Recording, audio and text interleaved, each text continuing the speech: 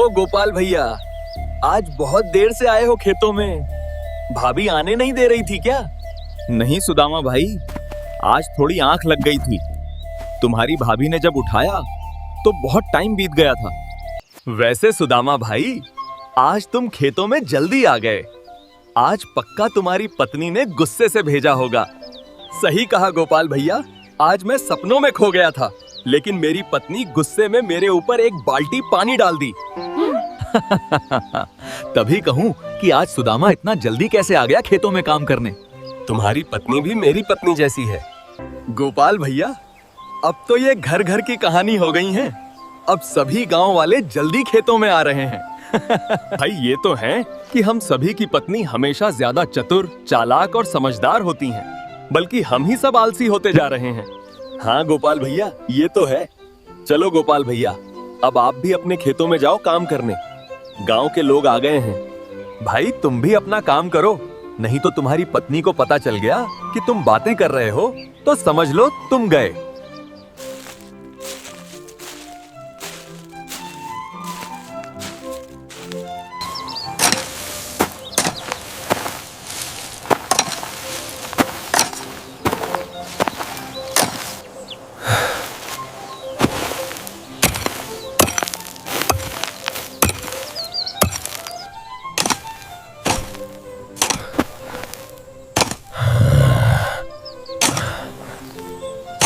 गोपाल भैया, दोपहर हो गई है, आप आराम कर लो। और भाभी अभी खाना लेकर आई नहीं। मेरी पत्नी तो आई थी। गोपाल भैया, मुझे दूर से सुभद्रा भाभी खाना लेकर आती ही दिखाई दे रही है। आखिरकार भाभी आई तो। अजी सुनते हो, खाना लाई हूँ, आइए खाना खा लीजिए। दोपहर हो गई है, खाना खा के फिर काम करिए।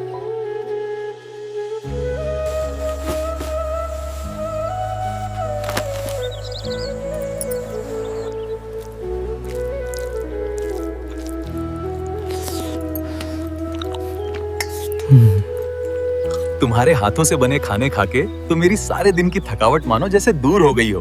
कितना भी खा लूं, मन ही नहीं भरता। ए जी, आप तो मेरी तारीफ करने में कभी पीछे नहीं हटते हैं। आपको तो बस बहाना चाहिए मेरी तारीफ करने का। नहीं सुभद्रा, माँ के जाने के बाद तो तुम ही हो जो मुझे माँ जैसा प्यार और स्वादिष्ट भोजन बना के खिलाती हो। माँ के जाने के बाद तो ऐसा लगा कि कोई इस दुनिया में मुझे मेरी माँ के जैसे प्यार नहीं करेगा। ए जी, आप चिंता क्यों करते हो? माँ नहीं है तो क्या हुआ, मैं हूँ ना। मैं हमेशा आपको प्यार करूंगी। अब चलिए जी, बहुत बातें हो गईं। अब खाना खा लीजिए। आज आपका मनपसंद आम का अचार लेके आई हूँ, जल्दी से खा लीजिए।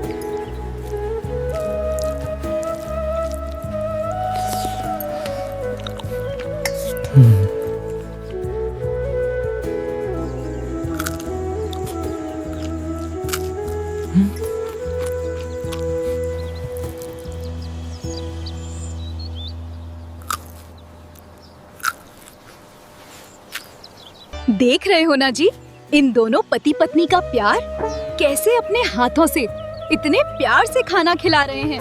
हूँ और एक आप हैं। आप तो हमें अपने हाथों से खाना खिलाना तो दूर, अपने हाथों से मुझे चूड़ियां भी नहीं पहनाते। अरे तुम भी न कुसुम, जब तुम्हारे कपड़े धोने से फुर्सत मिले तब ना खिलाऊं हाथों से।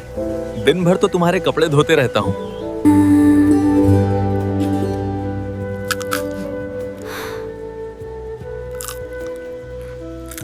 चलिए जी, अब जल्दी से पानी पी लीजिए और चलिए खेतों में काम करते हैं।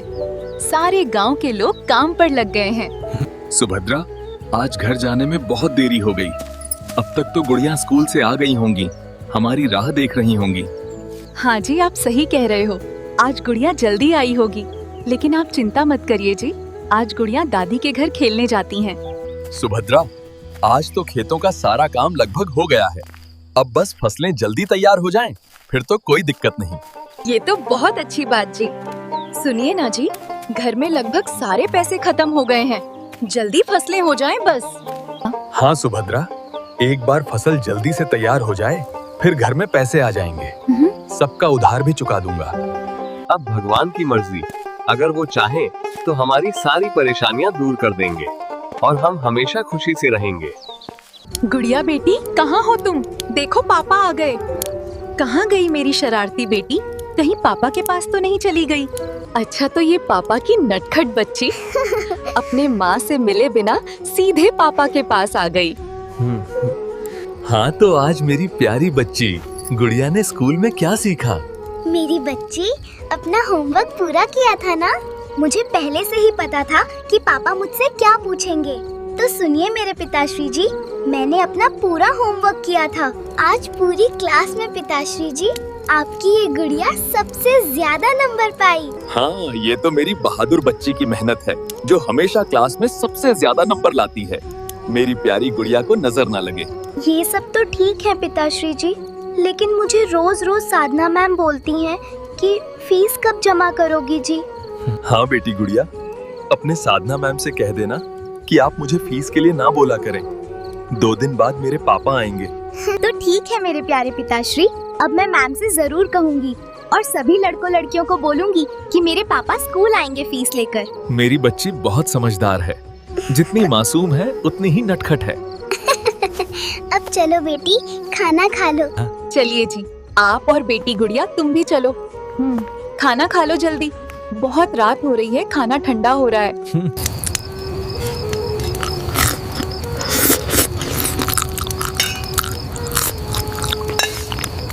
माँ, खाना बहुत ही टेस्टी बना है। सच कहूँ तो आपके हाथों में जादू है, जादू। तभी कहूँ कि पिताश्री जी क्यों इतनी तारीफ करते हैं आपकी माँ। ये लो गुड़िया, जल्दी जल्दी खा लो, रात बहुत हो गई है। जल्दी खाकर सो जाओगी, सुबह स्कूल भी तो जाना है।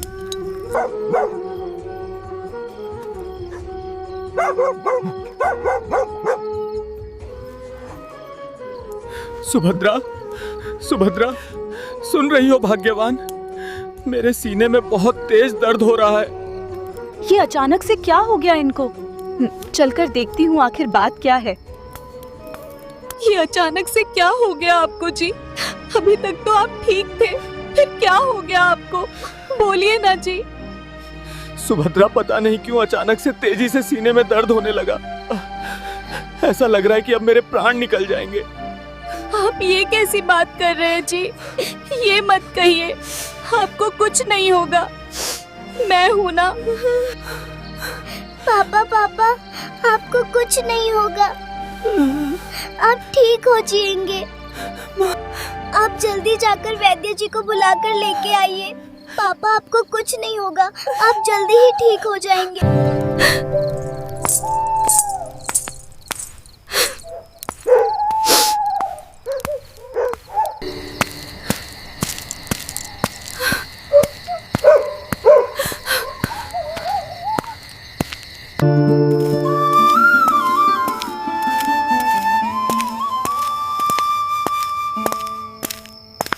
वैद्य जी, वैद्य, दरवाजा खोलिए वैद्य जी।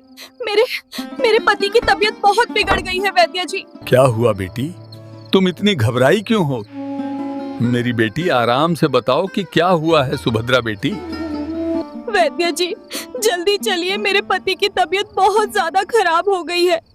वो ठीक से बोल भी नहीं पा रहे हैं। क्या गोपाल की तबीयत अचानक से इतनी बिगड़ गई?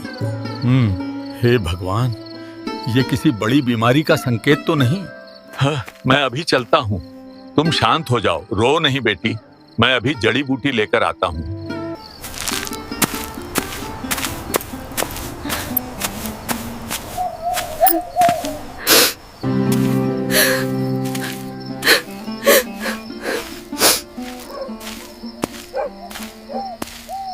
रो मत, मैं चल रहा हूँ ना तुम्हारे साथ। अभी चलूंगा, गोपाल को जड़ी बूटियां पिलाऊंगा, वो ठीक हो जाएगा। हे भगवान, गोपाल को तो बहुत तेज बुखार है। इतना ज्यादा बुखार है कि ये ठीक से सांस भी नहीं ले पा रहा होगा। बेटी सुभद्रा, तुम और गुड़िया थोड़ी दूर खड़ी हो जाओ, क्योंकि ये कोई आम बीमारी नहीं है, ये बहुत पुरानी रहस्यमयी बीमारी है।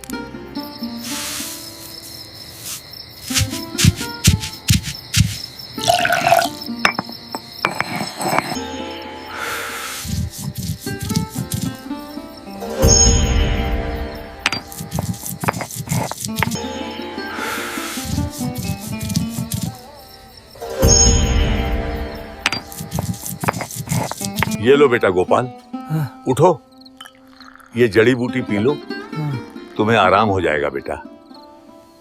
बेटी, मैं तुमसे कोई भी चीज छुपाना नहीं चाहता।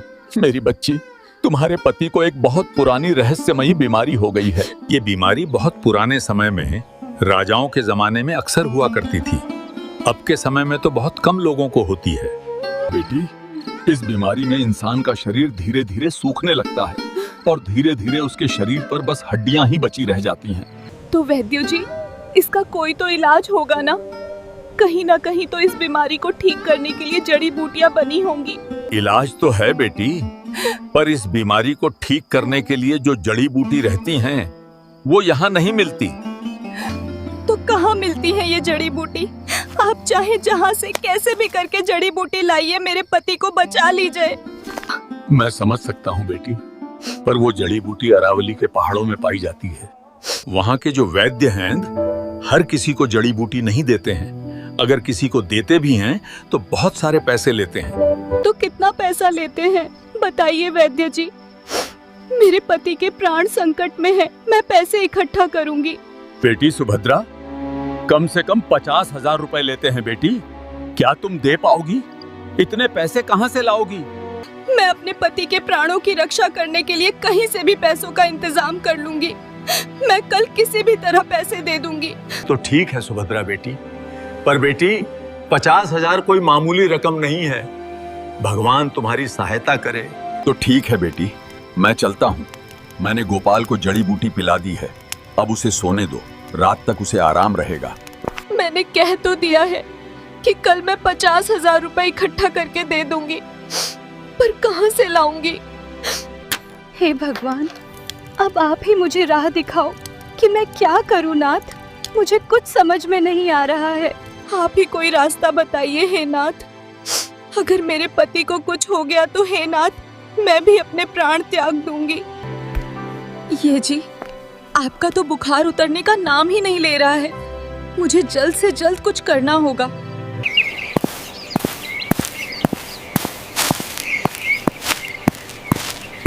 माँ, हम सब कहाँ जा रहे हैं माँ? और आपने ये पोटली में क्या लिया है माँ? बेटी, हम मंगला सेठानी के पास जा रहे हैं अपने गहनों को गिरवी रखने। अब तुम कुछ मत पूछो, बस चलो। ओ क्या है कि सेठानी जी, मेरे पति की तबीयत बहुत खराब हो गई है और पैसों की सख्त जरूरत है। सेठानी जी, मुझे पैसों की सख्त जरूरत है। आप ये मेरे गहने ले लीजिए, बदले में मुझे 50,000 रुपए दे दीजिए। अरे बाप रे, इसके पास तो पूरे शुद्ध प्योर सोने के गहने हैं। हाँ, क्यों नहीं, लेकिन पैसे ऐसे ही किसी को थोड़ी ना देती हूँ मैं। बदले में तुझे मेरे यहाँ कुछ तो गिरवी रखना होगा। देख सुभद्रा, मैं जानती हूँ कि तेरे ऊपर क्या परेशानी बीत रही है, लेकिन मैं कर भी क्या कर सकती हूँ। देख, तेरे सारे गहनों को मिलाकर तो 30,000 हो रहे हैं। अब तू बता लेगी 30,000 रुपए। देख, इतना पैसा बहुत होता है। तो क्या मेरे इतने जेवर के बस 30,000 ही होंगे सेठानी जी? थोड़े और पैसे दे दीजिए। देख सुभद्रा, जितना तेरे गहनों के पैसे हुए हैं उतना ही मैं तुम्हें दे रही हूँ। अगर तुझे 50,000 चाहिए तो और कुछ दे। सारे गहने तो आपको दे दिया है, अब मेरे पास बचा ही क्या है जिसे मैं गिरवी रखूं? अरे सुभद्रा, अभी तो तुम्हारे पास और भी जेवर हैं। तू देख तो सही जरा अपनी बेटी गुड़िया के हाथों में। देख, अगर तू अपनी बेटी के कंगन दे देगी तो तेरे पूरे 50,000 रुपए तुझे मिल जाएंगे। सोच ले सुभद्रा अपने पति के बारे में। ये आप कैसी बातें कर रही हैं दीदी? मैं अपनी बच्ची के कंगन गिरवी रख दूं? मैं ऐसा कभी नहीं करूंगी। देख, अगर तू अपनी बेटी के कंगन दे देगी तो तेरे पूरे 50,000 रुपए तुझे मिल जाएंगे। मंगला दीदी, अगर आप 20,000 रुपए उधार दे देती तो बड़ी मेहरबानी होती। भगवान हमेशा आपको सुखी रखेंगे। क्या पैसे दे दूं, वो भी उधार? हाँ, पैसे क्या पेड़ पर लगते हैं जो मैं तुझे उधार दे दूं? माँ, आप रो मत माँ। पिताजी बीमार हैं, उन्हें बचाना है। उनके प्राण से बड़े मेरे कंगन नहीं। ले सुभद्रा, तुझसे ज्यादा समझदार तो तेरी बेटी है। देख कैसे अपने पिता को बचाने के लिए अपने कंगन दे। यही तो मेरी माँ की आखिरी निशानी है। जो उसने अंतिम समय में गुड़िया को प्यार से दी थी। माँ, हम गरीब लोग हैं माँ, हमारी मदद कोई नहीं करेगा माँ। रोने से आप भी बीमार हो जाओगी माँ। माँ, आपको मेरी कसम है माँ, आप मुझे कंगन देने से मना मत करना। सेठानी जी, आप कंगन ले लो। ठीक है गुड़िया, मैं तुम्हें नहीं रोकूंगी बेटी। सेठानी जी, आप कंगन और जेवर ले लीजिए और हमें पैसे दे दीजिए। अगर ये गहने मेरे पास आ गए तो समझो काम हो गया। इन गहनों की कीमत तो लगभग पूरे 5 लाख होगी। और सुन सुभद्रा, अगर तुमने 2 दिनों में पैसे नहीं लौटाए तो समझ लेना कि ये सारे गहने मेरे हो गए। ये लीजिए वैद्य जी, पूरे 50,000 हैं। आप जल्दी जाकर अरावली के पहाड़ों से जड़ी बूटी ले आइए। बेटी, तुमने बहुत बहादुरी का काम किया है। मैंने तो उम्मीद ही छोड़ दी थी बेटी। अब जल्दी इलाज करना होगा।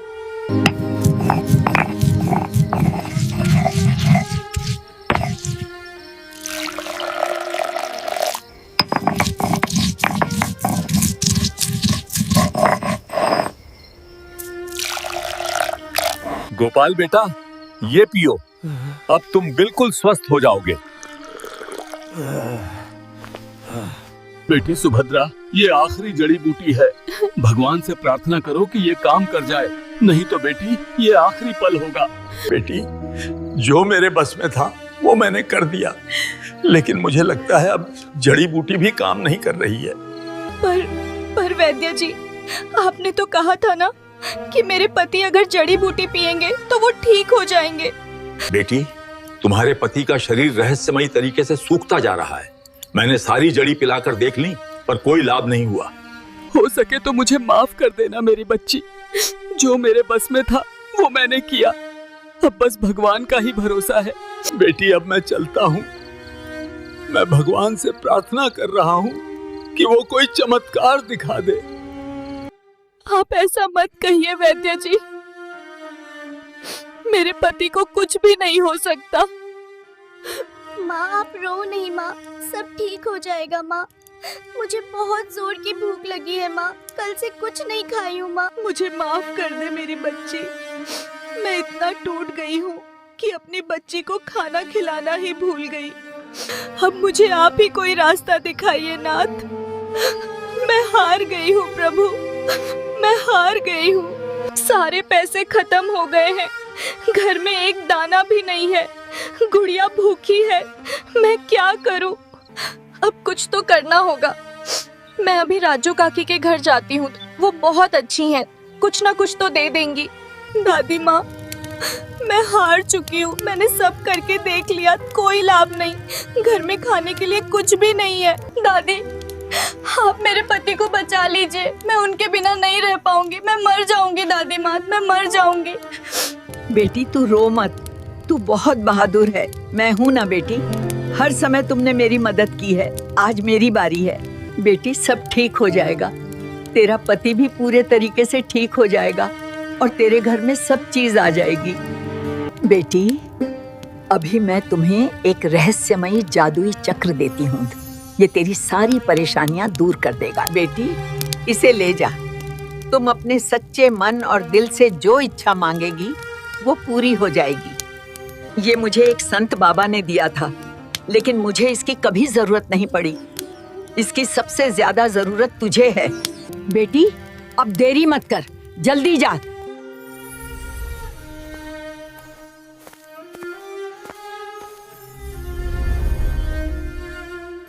माँ, ये क्या है?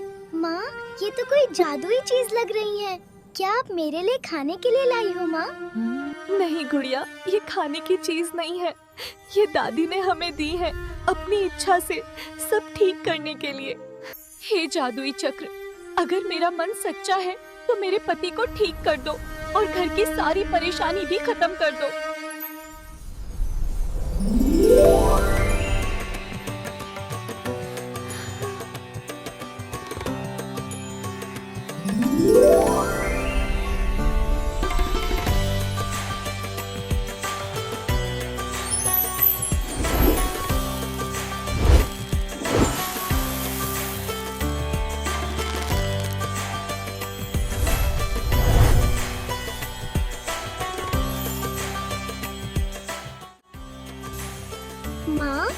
तो सच में जादू है।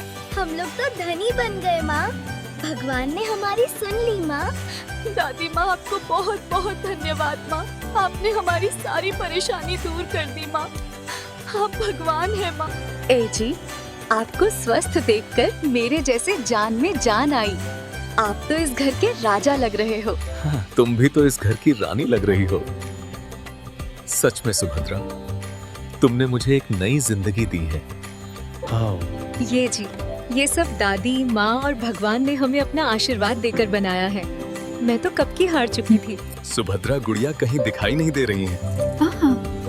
कहाँ है मेरी नटखट बेटी? अपने पापा से नहीं मिल रही? कितने मीठे हैं। जी तो करता है कि सारा खा जाऊं। गुड़िया से याद आया कि गुड़िया के कंगन लेना है मंगला सेठानी के यहाँ से।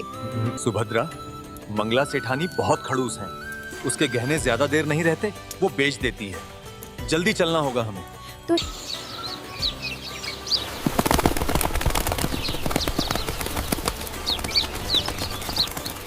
चलें सुभद्रा सेठानी के दुकान पर। हाँ जी, चलिए महाराज, प्रस्थान करिए। आइए, आइए सर और मैडम, आपका मंगला सेठानी की दुकान में स्वागत है। बताइए, आप क्या लेंगे, ठंडा या कुछ गरम? अरे नहीं नहीं, हमें कुछ भी नहीं चाहिए। आप परेशान मत होइए, बस आप हमें कंगन दे दीजिए। आप बोलिए ना, कौन सा कंगन दूं आपको, सोने वाला या हीरे वाला? आप आई तो मेरे भाग्य खुल गए। नहीं सेठानी जी, आप हमें मेरी बेटी के कंगन दे दीजिए, जो आपके यहाँ गिरवी रखे हैं। आपके बेटी के कंगन मेरे पास कैसे आ गए होंगे? आप तो हमारे यहाँ पहली बार आए हैं ना? आपने मुझे पहचाना नहीं। मैं सुभद्रा हूँ, जो आपके यहाँ अपने गहने गिरवी रख कर गई थी। क्या सुभद्रा? तू? मेरा मतलब है सुभद्रा, आप इतने अमीर कैसे हो गई? मुझे बताओ। अच्छा, आपको जानना है कि मैं अमीर कैसे बनी? तो सुनो सेठानी जी, मुझे एक जादुई चक्र मिला है, उसी से। क्या सुभद्रा, ये जादुई चक्र तुम्हें कहाँ से मिला? देख सुभद्रा, वो जादुई चक्र मुझे दे दे, तभी मैं कंगन दूंगी। ये क्या बात हुई भला? अरे आप पैसे लो और मेरी बेटी के कंगन वापस करो। चलो। सुन, तुम लोग गरीब हो और गरीब ही रहोगे। मुझसे ज्यादा अमीर कभी नहीं हो सकते। वो चक्र अमीरों के लिए बने होते हैं। अरे सेठानी जी, आप गुस्सा क्यों कर रही हैं? मैं अभी आपको चक्र दे देती हूँ, आप बस कंगन दे दीजिए।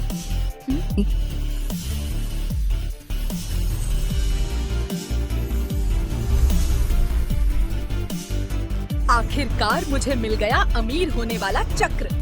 सुभद्रा, मैंने तुम्हारी बेटी के कंगन तुम्हारे पास रख दिए हैं। हाँ सेठानी जी, मुझे मिल गए हैं कंगन। अब मैं चलती हूँ, आप संभालिए अपना चक्र। हे मेरे जादुई चक्र, मुझे सुभद्रा से भी और इस दुनिया में जितने लोग अमीर हैं, सबसे अमीर बना दे।